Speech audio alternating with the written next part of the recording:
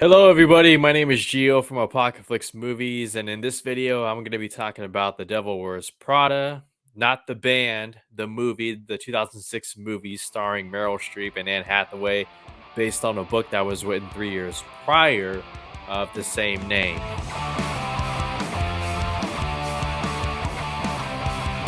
Now, this video is a part of our movie watching challenge. I was challenged last week by Mr. Brian Avalosino, and Brian, you chose a good one. That goes without saying. This movie is a movie that's talked about so much, and the biggest thing that people talk about is, of course, Meryl Streep. Meryl Streep plays this editor of a New York fashion magazine called Runway. It is big time. Her character is known amongst everyone in the fashion world, and in comes this new hire, this assistant number two, as they call it, to Meryl Streep's character, Miranda Presley, and the assistant is played by Anne Hathaway. And Anne Hathaway is thinking that this is just, a job until she can, pursue something that's a little bit closer to her studies, which was journalism. But she quickly finds out that this isn't just any job. This is a job that millions of women would want and take in a heartbeat. So she should be so lucky. And the more time she spends in this fashion world, the more she finds out just how cruel it is and how taxing it is on, a person and their morals and their principles. And she ends up be transforming as this movie progresses into something of a fashion uh, expert herself, for lack of a better term. And like I said, Meryl Streep, she absolutely commands this movie. Every time she is on screen, this movie goes up to like Oscar tier level, and it's all just her and her, skill in becoming this very menacing character, one who puts herself head and shoulders above everyone else.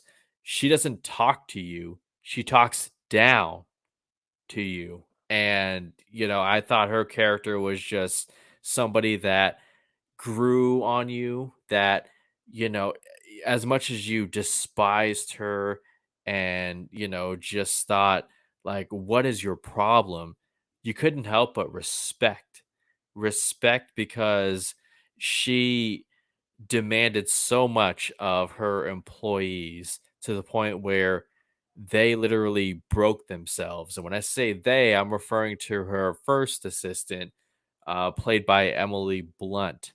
She's in this industry for all the wrong reasons. Okay, she wants to go to Paris. She wants all the luxuries that come with this world, and she's willing to do whatever it takes, whether it's making herself seem a lot better than the person beside her. Like, she has to bring them down to bring herself back up. She is just willing to put her life on the line and ends up stressing herself and putting so much pressure on herself that it becomes her downfall. Her ambition becomes her downfall. And Anne Hathaway is determined, not to Emily Blunt's extent, but just determined to prove her worth in this world of fashion, a world that she had no interest in, and she liked reminding people one of that she had no interest. One scene in particular that stands out is when she begins to giggle at the notion of, two pieces of fashion clothing. I think there were belts. Okay, there were belts, and they looked identical, right, to the average casual person. The belts that they were holding up during the costume fitting, whatever. The belts that they were holding up looked identical, and she just thought it was hilarious. Well, Meryl Streep turns around and basically just wow, like, leaves her completely speechless and like feeling like she's absolutely worthless, and the way that Meryl Streep talks about fashion and how, the very clothes that we wear were already selected for us way back. Okay. We like to think we have the illusion of choice, but these people who, you know, clothing is so much more what it represents, the work that's put into the creativity and the artistry. Like the people who make these clothes, they they just have a certain genius and brilliance to them that they can predetermine your choices before you even know that they're choices. And I just thought Meryl Streep ate that scene up. And, it's one of the highlights. I mean, one of many highlights when it comes to Meryl Streep. Now, anytime Meryl Streep is not on camera is when the movie came down a tier. Um, eh, Outside of Anne Hathaway's, character's, relationship with Miranda, Meryl Streep, that was by far the most compelling. But outside of that, it's just, I don't know, it's pretty generic in my opinion. Like she, begins to have struggles with her, partner, the guy Vincent Chase from Entourage, and it's pretty much like all things that you would normally see in these type of movies, and I just thought all those parts were just average, whether it's her struggles with her relationship, her struggles with her friends, the fact that she meets a guy and then just decides to kind of, see what he's all about, but then realizes, she's made a mistake. And then, it's one of those stories where she gets too deep into the fashion world and, she realizes who she's become and decides to pull out and redeem herself, find redemption. Um, yeah, all that stuff that we've seen. But what elevates this movie is Meryl Streep and her commanding presence and the way she plays off of other actors. One in particular, Stanley Tucci, who I always enjoy seeing in his limited roles. I especially like him in this one because, he's somebody who can stand up to Miranda. Not many people can, but in the end, Miranda has the final say. And, he's also playing another role where he is mentoring Anne Hathaway and trying to, get her to take this thing seriously. Otherwise, you're just wasting your damn time.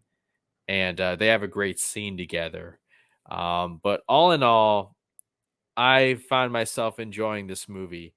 I got a good look into the world of New York fashion and how all that can, make it seem like, it's a world where all your dreams come true and, you can live this fabulous lifestyle, but it's really a lifestyle that is very compromising, one that could destroy you, and especially if you're in it for the wrong reasons. I do recommend The Devil Wears Prada. I now finally understand the significance of this movie, especially having seen Disney's Cruella starring Emma Stone from a few years back. After watching that movie, the talk of the town with that movie was The Devil Wears Prada and the inspiration behind it.